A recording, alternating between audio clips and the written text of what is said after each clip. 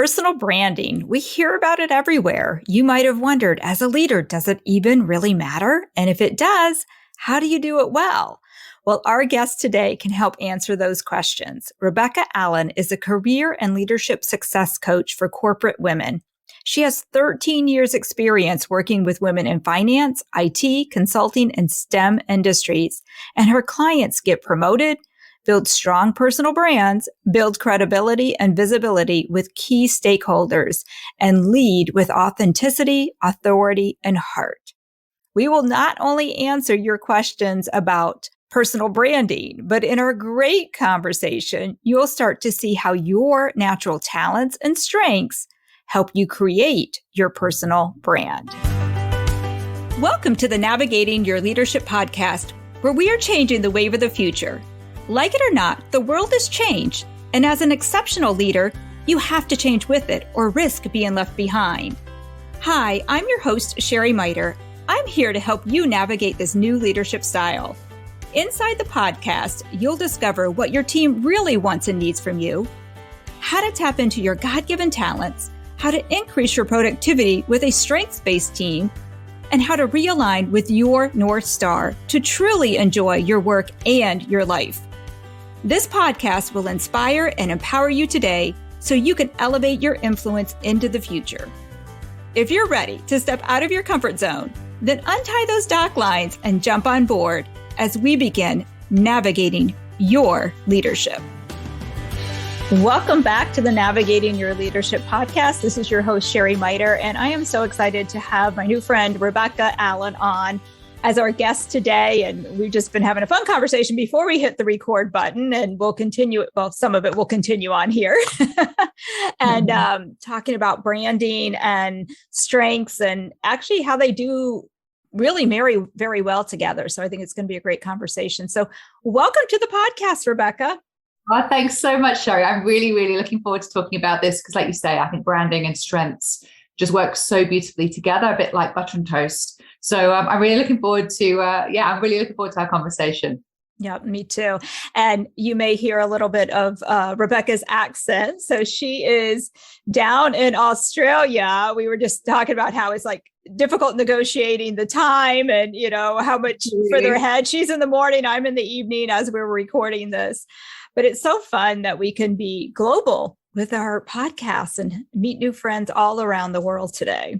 Absolutely right. Well, I'm actually English, but living in Australia. So I've been here now for over 12 years and my accent's still not remotely Australian. Well, I don't think it is, but some people do. When I go back to the UK, suddenly people think that I sound Australian, but I don't think I sound Australian quite yet. It's funny because I grew up military and we never traveled overseas, but just even in the United States, if we were in the North, we had a Southern accent. If we were down South, we had a Northern, you know, we never fit in. It didn't matter where we were. I'm very familiar. Yes. So tell the listeners, the Navigating Your Leadership community, a little bit about who is Rebecca. Sure. Well, thank you, Sherry, and thank you for having me on. I'm essentially a career coach and I work with professional women, corporate women, largely in finance industry, STEM industries. And I really help them understand their authentic selves, which is why I think the strengths sort of fit so beautifully together. And we do that through personal branding strategy. So helping you really understand how you want to come across and then presenting those behaviors in the workplace. So we work with clients to help them get promoted, essentially, to sort of fast track their path towards a leadership position, if that is their, desire, if that's their choice. Not everyone wants to move into a leadership position, but it's still important to kind of present yourself in a way that really gives your best self and, builds that reputation that you intend people to see. So I've been now working in this industry for over 10 years, about 13 years now. And before that, I used to work in advertising. So I worked specifically in kind of consumer branding, if you like, and really understanding how to bring brands to life and how to connect brands. And because the thing that's interesting about branding, I think, is that it's a kind of two-sided coin. It's an emotional thing and it's also a rational thing. It's like, why would I want to buy that product? And why does that make me feel good to buy that product and use that product? And it's exactly the same with the individual. And I think that's what really captivated me about my advertising background and how I've kind of brought that into my coaching world, because I see that in individuals too. It's like we're a kind of a double-sided beast too. And we need to kind of understand how, we want to connect rationally and emotionally with people to kind of, engage and build trust and basically lead other people. And so that's where I've come to. And it's been a really incredible journey. Like you say, I've moved around quite a bit. So I was actually brought up in Hong Kong. And then I moved to the UK to do university. And I worked in London for a while as well.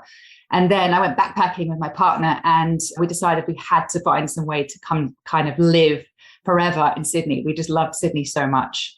So then we moved to Sydney, and the rest is history, as you say. We've also had a stint actually for 4 years in Singapore. So we've had a few different experiences, both living and working, and it's been a really, really exciting journey. I love that. And I love so many pieces in there. It's like, oh, where do I start? But we'll start with the last thing, just the whole gypsy soul. I so relate to that. Like, I have a sign somewhere in my office here that says, blame it on my gypsy soul. I'm jealous of all those places because, again, I really haven't traveled that much out of the country, but definitely that's in the future for us. So, and I think that's a big connection that I felt with you right away, that adventurous soul. Yeah, I've definitely got adventure in me. Which kind of plays in. We'll see that come through when we talk about your top 5 strengths in a minute. And I also love how you did marry, again, that the advertising with the personal branding, because you're right, it's very similar aspect of it. And I'll be excited to hear as we go through the conversation a little bit more on that concept that it's two-sided, the practical and the emotional side of the branding.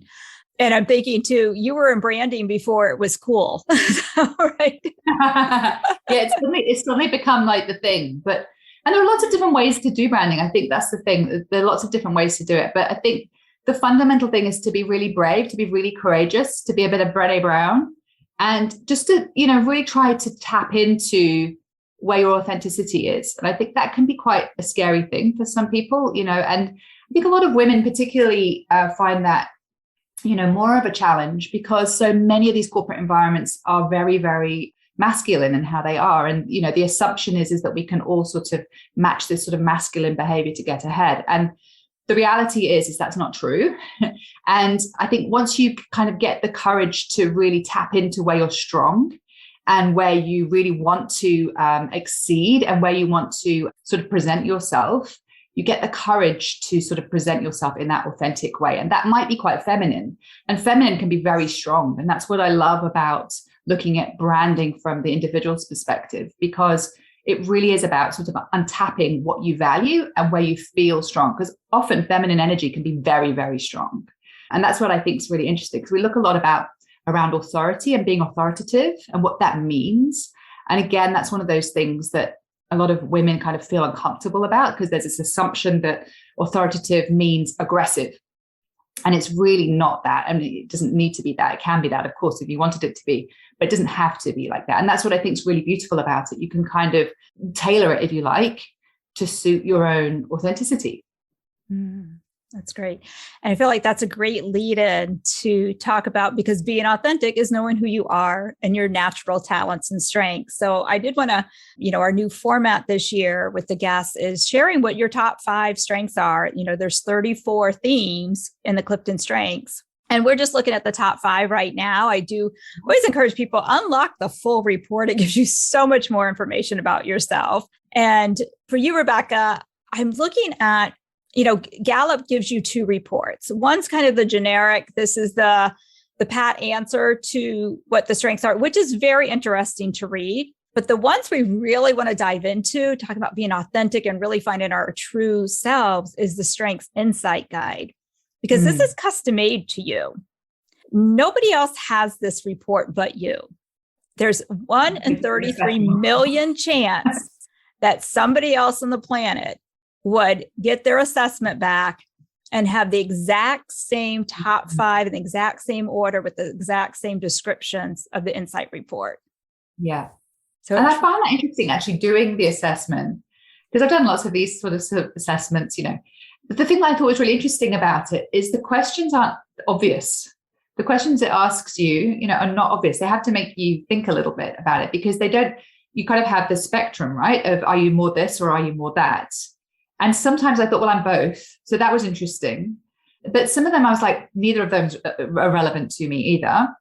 And then some of them I thought, well, that's really interesting because I wouldn't even put those on the same spectrum. Do you know what I mean? They kind of don't seem to be, are you more like this or more like that? They actually are quite, I don't know, it just sort of made you think a lot more deeply, I think. And I enjoyed it because I like the fact that you had to do it quickly. I like the fact that you had to kind of make a decision, not try and outsmart the algorithm or something. Right.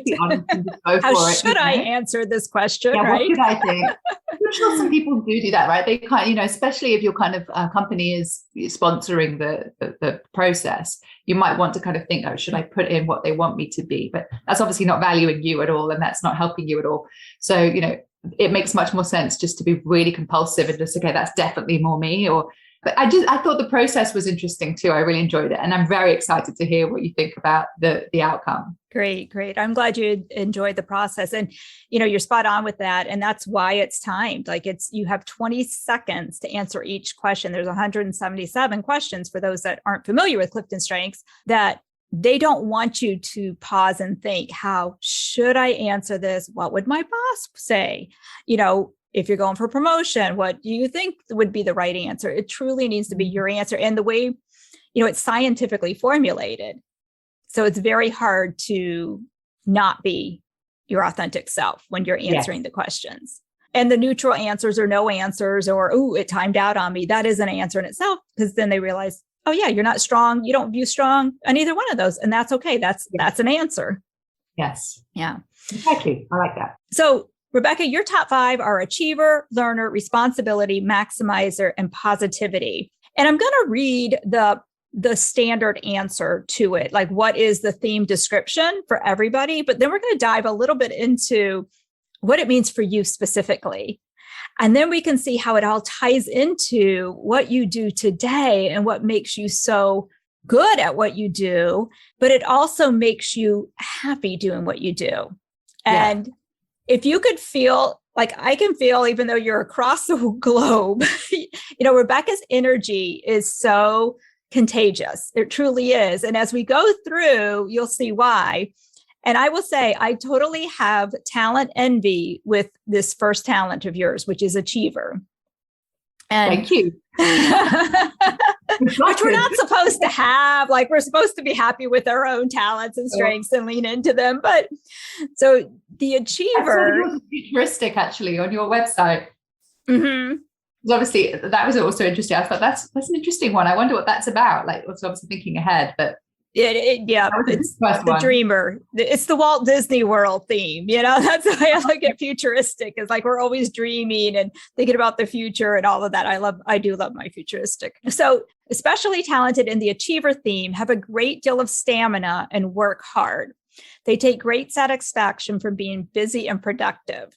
So by nature, you exhibit, and you do, the physical and mental endurance needed to continuously toil long after others have stopped working. You are hardwired to pursue goals until they are reached. When obstacles arise, you become even more determined to succeed. It is very likely that you labor for hours, days, or weeks when the money you earn allows you to provide for your family's needs. Your work ethic permits you to give loved ones many of the things you did or did not have as a child. Driven by your talents, you channel your efforts into the task at hand. You persevere until you have gained the knowledge and skills needed to attain a goal. I'm going to skip down to another line here. Your tireless efforts are typically directed toward the goals you plan to reach in the coming months, years, or decades. How does that resonate with you? It's interesting because I think it explains me very well. I think I'm very driven, absolutely. When I've got something in my mind that I want to achieve, basically nothing will stop me from achieving that thing. I'm very driven to be purpose orientated, which means that I set myself some sort of bigger objective other than the goal, the actual practical task, which is why am I doing this thing? Why does this matter? And it often ties back to my children, of course, because that's a huge inspiration when you're a parent. But also to the impact that you're making on other people. I think a lot of women have that meaningful outcome sort of objective in their mission. And like, what is my meaningful outcome? So I think we're often driven by that. It's not just about the money and making a load of money. It's also about doing something and making a difference. So I think those things resonate really strongly with me. The thing that I think raises a bit of a red flag for me as well, because I think somebody with that level of drive, and I have definitely fallen into this camp, that you can just burn out, because you're so driven. It's seen as a really positive thing to be so driven, but actually it can be, high achieving, it can be to your detriment if you're not careful. And I've definitely fallen into that bucket a couple of times in my kind of working career where I've just burnt out. And, that's been a good learning for me, obviously, to work out how to manage that more effectively.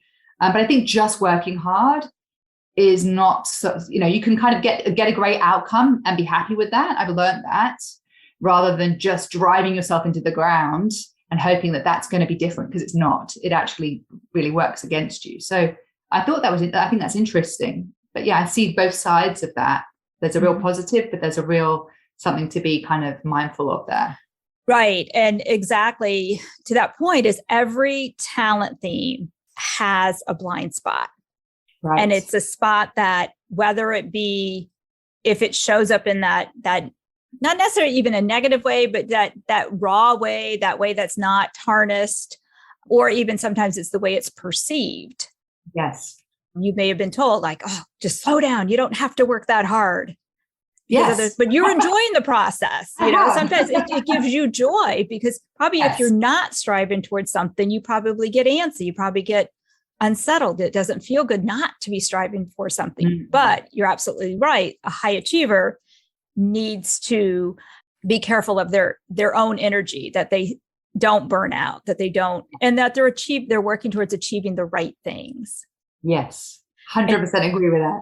Yeah. And you probably see that a lot in the clients that you coach, because of a lot of them are striving for that leadership, helping them, if they are high achievers themselves, really absolutely harness that. Yeah, I think, when we're kind of highly intelligent and we're driven and we're, we have purpose.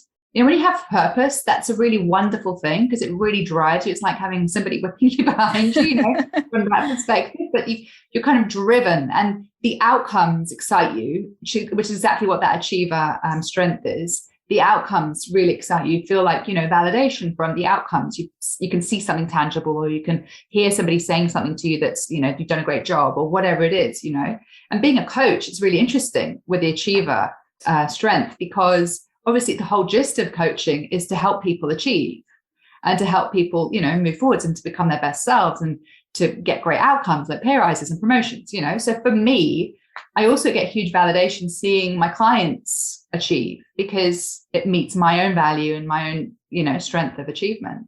Right. So it's an interesting thing in itself. Right. And, with that, and one of the reasons I had the talent envy on that is that, a lot of us, if achievers not high, it's more of you have the energy to work harder than a lot of other people. I think it's the drive. I think it's, for me, that's the energy comes from the purpose. Like if you deeply in what you're doing, like, I read a little bit also about the Gallup strengths, and it was sort of saying that there's lots of research there, right? Around when you're using your strengths, there's high levels of engagement, high levels of productivity. And for me, it's that concept. It's like if you're living on purpose and working on purpose and you're doing something you genuinely love and you feel like it's meeting your values and you're making the difference you want to make, then it's much easier to be energized. When we're kind of not using our strengths, or when we're not, appealing to our best selves, then of course we feel, demoralized and we feel weaker. Exactly. But those things are all connected. It's about knowing yourself deeply and putting yourself into a position every day where you can play to your strengths, where you can meet your values, where you can go for what you want to achieve. Right. And where you're, in that environment that, I don't like the word allows, but it allows you to work within your strengths, because it is when you're working in your strengths and doing what you love, it does give you that more energy. Maybe not as much as you might have, but it gives us all more energy. Whereas when we're not living in our strengths, those are the times, and you probably see this with a lot of your clients that are coming to you because they're not working in their strengths. They're probably exhausted. They're burnt out. They're tired. They're frustrated. And, a lot of that is they're not working in their strengths. So let's rebrand you so you can find a job that matches your own personal talents and strengths, right? So learner's your number 2. I love learner. Learner's in my top 10 as well. So I totally can relate to this one, that people who are exceptionally talented in the learner theme have a great desire to learn and want to continuously improve. In particular, the process of learning rather than the outcome excites them. And this ties beautifully well with the achiever too, that some of the unique descriptions for you are driven by your talents. You absorb all sorts of information from books, publications, and other written materials. You display a voracious, that is never fully satisfied, appetite for knowledge. You devour written word to savor useful facts. For you, a great day is one during which you have added new insights to your mind's storehouse of ideas. It is very likely that you may be attracted to assignments that demand original or inventive thinking. It's so spot on. Skip down a little bit here. At times, your concentration leads you to major or minor discoveries. Maybe you need ample quiet time to examine new information, theories, concepts, or philosophies. Perhaps your mind cannot rest regardless of where you go or what you do. To some extent, you ponder what you have observed. Occasionally, you pose never before asked questions. Yeah. And that's all me. Why you went and researched more on Gallup, right? Yeah, of course. It's important to know who you're speaking with. But, I think what's interesting about that makes me laugh enormously, right? Because it's true. And like literally anything and everything I can read, I read. I'm obviously always learning and doing deep dives into coaching and NLP and personal branding strategy and communication skills, all these sorts of things that are so important in my world and what I'm teaching and coaching. But also what I think is interesting about that, and the creative original thinking is also definitely in there, because obviously you're always building content, trying to find new ways to, train people and find interesting ways to, bring that content to life. But the thing that I also think is funny about that is I've got a bit of a reputation, particularly in my family, of I can't sit still if I don't know the answer to something. So say, for example, something comes on TV, it might be just an actor that's on TV and somebody will say, well, what was that person in? I can't rest unless I've found out what that person's, history was and what film was it that we knew them from before. Or a word will come up with the kids and I'm like, what does that mean? I'm like, I actually don't know. Let's look it up. We have to know, So yeah, that's absolutely me. I'm kind of constantly, I'm just really massively curious about everything, about the universe and how things work. So I'm always, researching, reading, exploring, asking people for their opinions. Yeah. Mm-hmm. I think Google is our best friend as a learner, right? Siri, what does that mean? Absolutely. What earth does that mean? Yeah, I'm exactly the same way. Really important for me anyway, something I value deeply, right? It's to be curious about things. It's like not just to accept things as the way they are, and to be curious and to ask questions and to be very mindful about things that you kind of often would take for granted.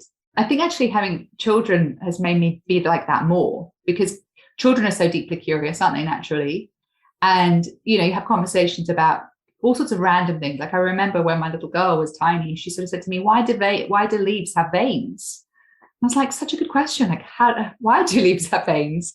So, just stupid little things that you just take for granted all the time as adults because you're so busy. Right. And I think it's really important to kind of look at minutiae and just, explore and think about what those things could be and why they're there.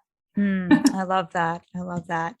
And I like the part in here for you that occasionally you pose never before asked questions. And I think, as coaches, that's what we do. We ask people not only why are there veins in leaves, but we ask people sometimes questions that nobody's ever asked them. And that's how we're able, right, to pull things out of them to help them move forward in whatever coaching we're doing. Yeah, I think, the ability to kind of ask questions that nobody has ever asked before is obviously the cornerstone of effective coaching. And it's very interesting because, I don't know if it's a slightly off tangent, but I'll share this story anyway. When I was going into university, I said to my parents that I wanted to learn something completely different that I'd never learned before. I didn't want to just do the same thing, that you've done at kind of A-level stats. What do you call it in the States? I can't remember what the A-level equivalent is. But so I said to them, I want to do something different. I just don't want to repeat. I want to have a new learning, a new experience. which is me all over as well. And I decided I was going to do philosophy. So I did an English literature and philosophy joint honours degree at Manchester University. And at first I was totally befuddled by philosophy. It was such a different way of thinking. And then I got my head around it, and I got much better at it, and my reasoning became better, and my ability to kind of look at different things from different angles. And I realized that's really what philosophy is in terms of the academic side of it. It's learning how to argue. It's learning how to question. It's learning how to, challenge. And as a coach, looking back on that now, been coaching over a decade, I so understand now why I wanted to do philosophy. And I so understand why I enjoyed it so much. And that kind of training, if you like, of analytical thinking and questioning things and challenging things, is that true? Is that the reality of things?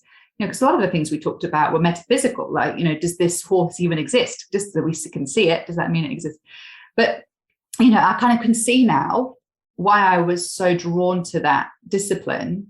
And it's really enormously helped me in my coaching to kind of do that challenging and to ask those questions, pose those questions that you may never have been asked before. So yeah, I can definitely see that that's me. I love that. I love that.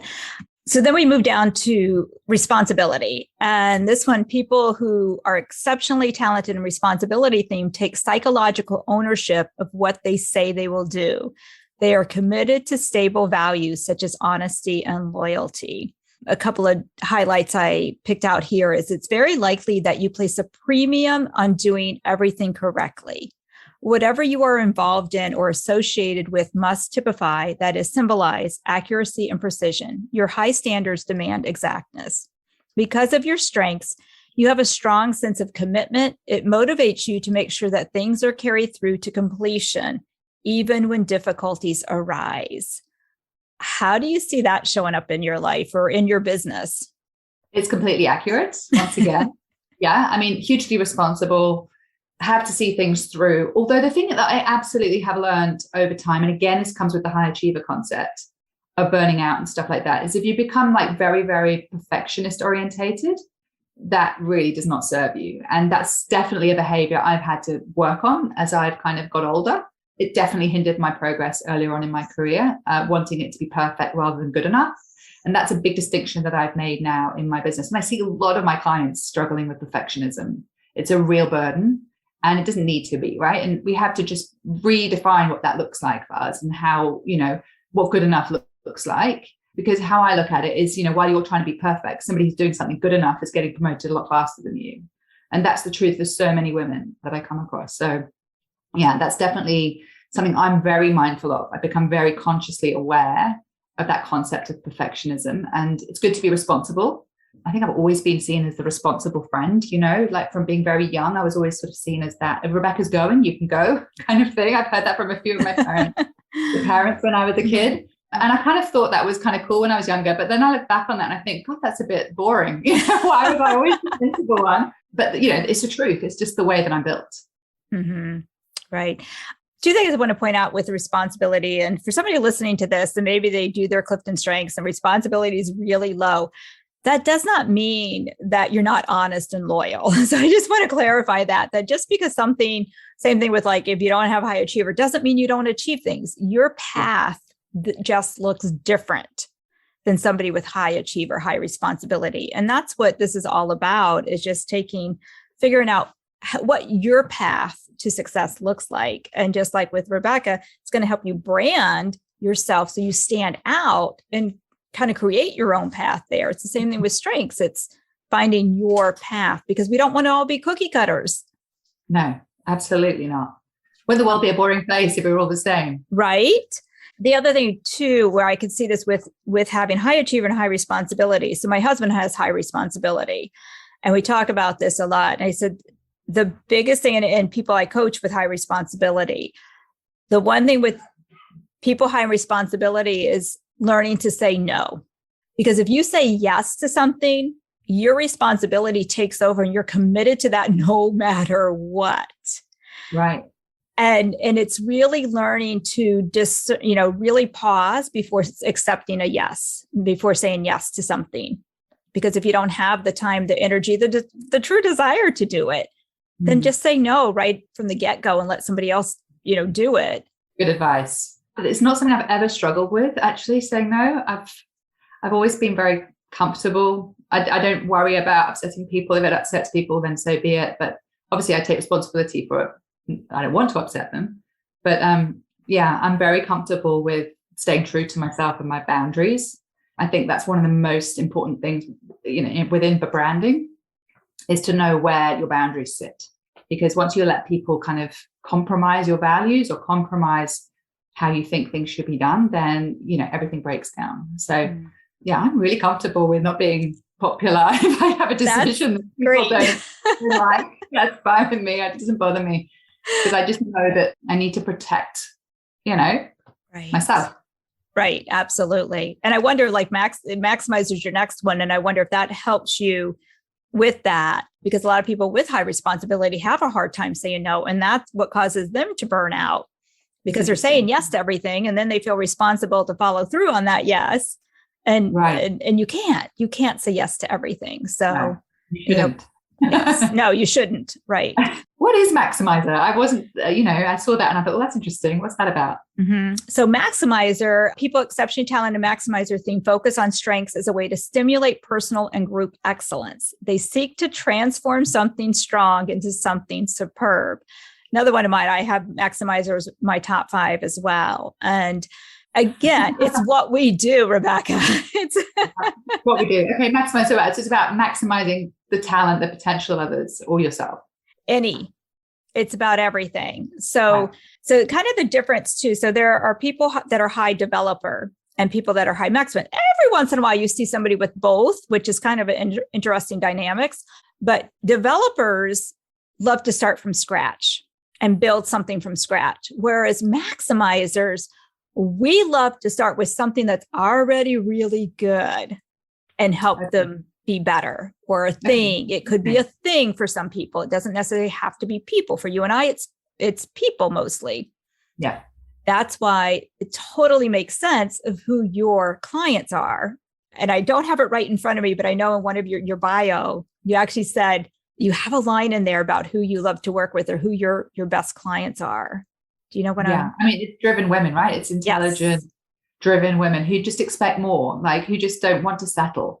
I think that's the fundamental thing that, I think a lot of women have lots and lots of responsibilities.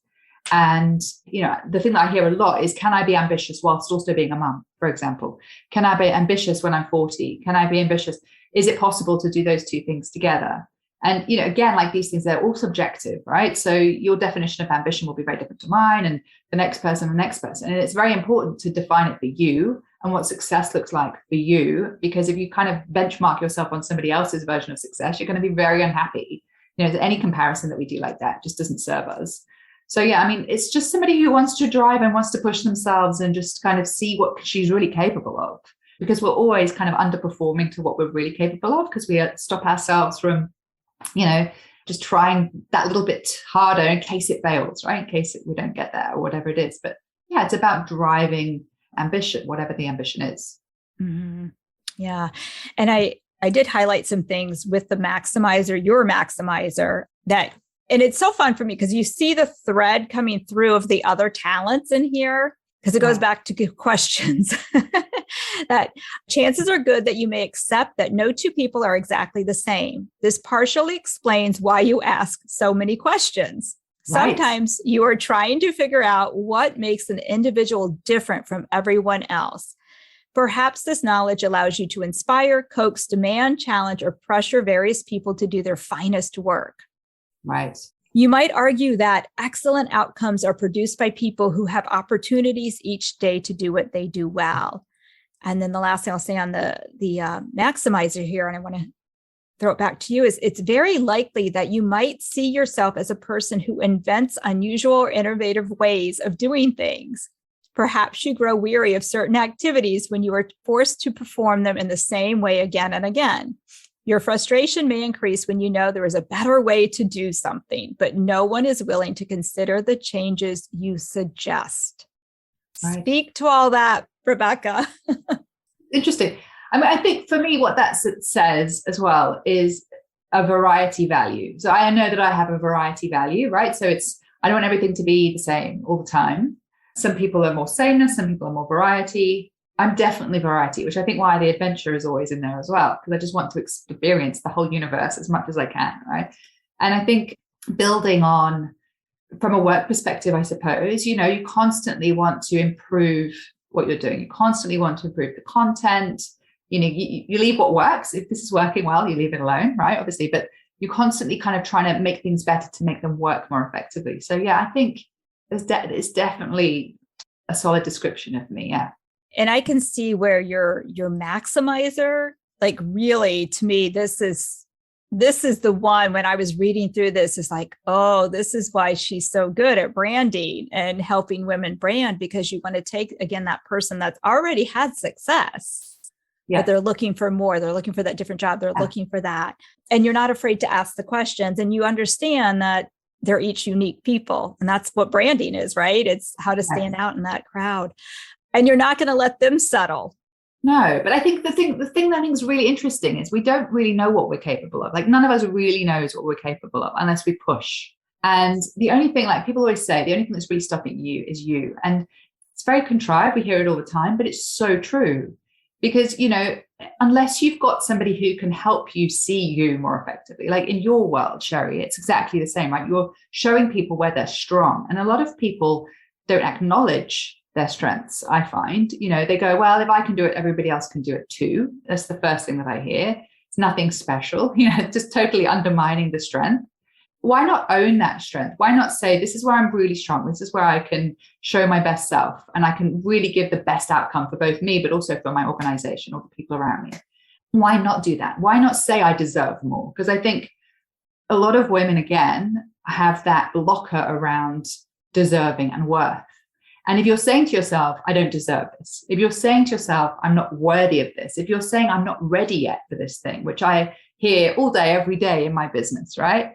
These are the things we must challenge, because a lot of, the people who I work with don't have the tools yet to challenge those sorts of patterns that they're running. And they're the things that need to be challenged by the coach.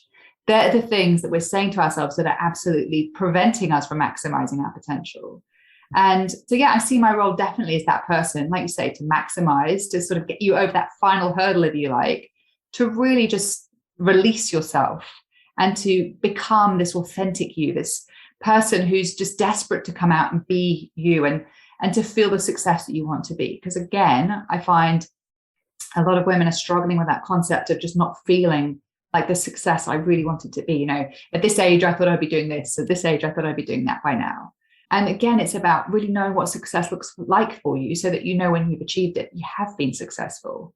So we need to be more mindful about how we go about our day, about our work, about our lives, so that we know that we're doing a good job and we can self-validate in that respect. I love all that. And if somebody hears a weird noise now, my cat just climbed on my lap and is now purring, of course. So the last theme is the positivity. And I could just hear your positivity screaming loud and clear through that last bit of what you just shared too, is that, the description is people who are especially talented in the positivity theme have an enthusiasm that is contagious. They are upbeat and can get others excited about what they are going to do. And then your unique positivity is instinctively, you might appear enthusiastic about your life. Some people find your energy contagious. Periodically, you ask, what is there not to like about life? And then I'll jump down to other notes here. It's just by nature, you might share your excitement with certain individuals. Maybe these chosen people are attracted to your enthusiasm for life. Perhaps some of them go out of their way to spend time with you. Because of your strengths, you sometimes feel good about life when you spend a little bit of time contemplating what can be done in the coming months, years, or decades. Maybe you generate ideas, plan projects, or set long-term goals. It is very likely that you occasionally attract people with your optimistic outlook on life. I would say that's definitely me as well. It works, this strengths finder stuff. Yeah, no, I mean, it's definitely me 100% to a T. I love the idea that, people are drawn to my energy. I'm not sure if that's necessarily true, but I think positivity comes again with coaching. If your coach doesn't believe in you, then, you may as well not work with that coach. But yeah, I just believe in the potential of people. I also believe that you have all the skills you already need and all the tools you already need to be that success. You just need somebody to kind of prompt you a little bit here and there to help you overcome yourself and help you overcome the barriers that you're imposing on yourself of what's possible and what's not possible. And I think true, we're here once on this earth, and my goodness, it's like the most beautiful, experience of a lifetime to be here. So yeah, absolutely enjoy every second and take out every opportunity and experience that you can, because why wouldn't you? Right. Optimistic, positive, whatever that is. Right. I love that. So when it comes to brand, I know we've been able to weave a lot of the branding throughout the conversation, but what last minute thoughts would you like to really hone in for people, and why do they need branding? Why does it matter? I think, there's so many different kinds of coaching out there, right? And there's lots of different leadership kind of coaching. There's lots of different career kind of coaching, and they're all valid. They're all important. I suppose the reason why I focus on personal branding so deeply is because I have seen so many times over the years that there is this disconnect between how people, and I work specifically with women, so how women intend to be seen and how they're actually seen. And even though that sounds like a very simple concept, it's actually profoundly important that those two things are in alignment with one another. Because if we're assuming that we're well perceived, if we're assuming that working hard is enough to get promoted, for example, and we all know that's not really the reality. We all know that working hard isn't enough. We all know we have to step up and we have to do relationship building and we have to be authoritative in meetings and we have to share our ideas. These are sort of the things a lot of women struggle with. But if you're assuming and you're relying on this idea that working really hard is going to get you the outcome of getting promoted, for example, you're going to be disappointed every time, because the perception that people have, working hard is not necessarily what's going to make you the next leader. Working hard is not necessarily, going to get you that promotion. And it's a trap that we fall into. It's a kind of a story that we tell ourselves that you're an asset because you're working hard. But that gap between intention and perception is exactly what branding is all about. And I think, it's about sort of being consistent and persistent about generating the behaviors, because behaviors are what people judge you on, behaviors that are going to help you create the perception you want those key decision makers to have of you. Yeah, that totally makes sense.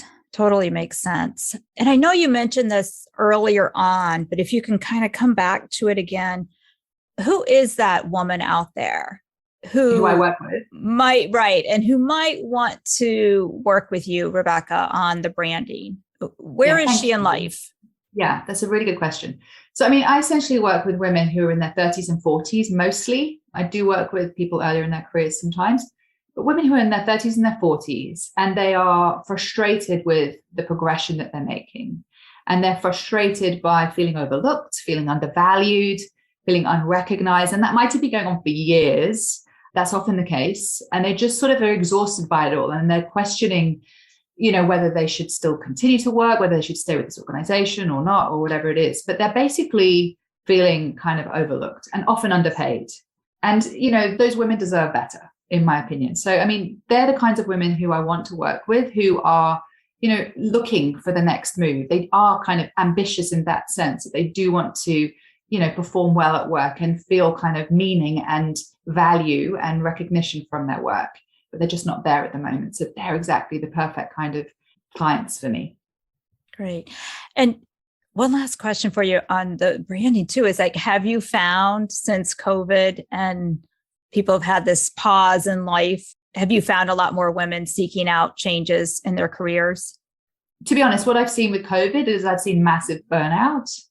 I've seen just total exhaustion from women's perspective. There's so much research out there at the moment around the kind of double whammy that so many women have had as a result of the COVID pandemic, because of kind of increased working responsibilities, increased parenting responsibilities for a lot of women, and careers are once again taking the hit. So what I'm predicting is that within 2022 and probably 23 as well, we're going to get more energy again. I'm thinking from women who are now keen to kind of look at their careers. But I've definitely seen it take a massive toll on women generally in the last 12, 24 months, definitely. Yeah, women have definitely had a double whammy, as you shared. Yeah. So, anything else you want to share, or any other last minute thoughts on branding or your strengths before we close out here? I absolutely found that really fascinating. And I think those 5 strengths definitely sum me up. I think it's really, it's obviously kind of quite empowering to hear these sort of very positive things coming out. And obviously anybody who runs through the Gallup Strengths Finder will have a positive experience because it's about strengths, right? So it doesn't matter what your strengths are, what comes out. It's always going to be a positive, useful, valuable kind of exploration. I think the thing that's interesting is obviously you've got to put yourself into a position where you're utilizing these strengths more regularly. And that's obviously something that will make you happy, will make you fulfilled, will engage you more deeply. So I think that's something I'm going to ponder definitely after today. The one thing I would just love to offer, if I could, is a free download, if that's okay for your listeners. Mm-hmm. If you're interested in finding out any more about personal branding or, your career management, confidence building, communication skills, all those sorts of things, that's what we do. We have a free download for your listeners. It's called the 7 Habits of Female Execs Who Get Promoted. So I'm basically sharing in this download some behaviors that you can take today, if you wanted to start building that reputation and your brand, so that people do have that perception of you that you want them to. And you can get that just by visiting rebeccasfreegift.com. So if you go there, you'll just get the download straight away. It'll go into your inbox.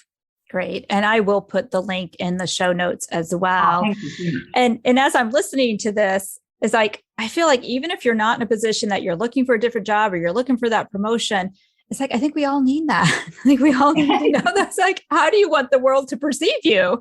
You want them to perceive it your best. So I would highly encourage everybody to take advantage of that offer from Rebecca. So thank you on that. And if you are in a position where you feel like, okay, I know I need to change, I know I want that promotion, and you're looking for somebody to help you with that. I mean, looking at Rebecca's top 5 themes, she would be the person I would be running to, with Achiever. She's going to work hard and relentless to help you. Learner, she studied it all. She knows this. She knows what she's talking about. Responsibility, if she says she's going to do something, she is there for it. Maximizer, she wants to maximize you and help you be that best. And the positivity, you can sense her energy. So who wouldn't want to be, again, seeking out the energy you bring to the table, Rebecca? So it's very kind. Thank you. Yeah. So thank you so much for being on the show today. This was a lot of fun, and I hope it was valuable to you and our listeners out there. Absolutely. Thank you so much for having me on, Shay. I really enjoyed that. My hope and prayer is that today's episode left you feeling inspired and empowered with some tangible steps to implement today. But honestly, the podcast is just the beginning. Through my coaching, my clients learn how to lean into their strengths to create their unique style of leadership, along with gaining strategies to create dynamic and productive teams with a mutual passion and respect for each other. Whether you just need a few small course corrections or you feel like you need an entirely new ship to lead, I do love a challenge. I'd love to invite you to send me a DM, or better yet, let's hop on a call and see how we can continue this leadership journey together. The link to book a call is in the show notes. I look forward to hearing from you.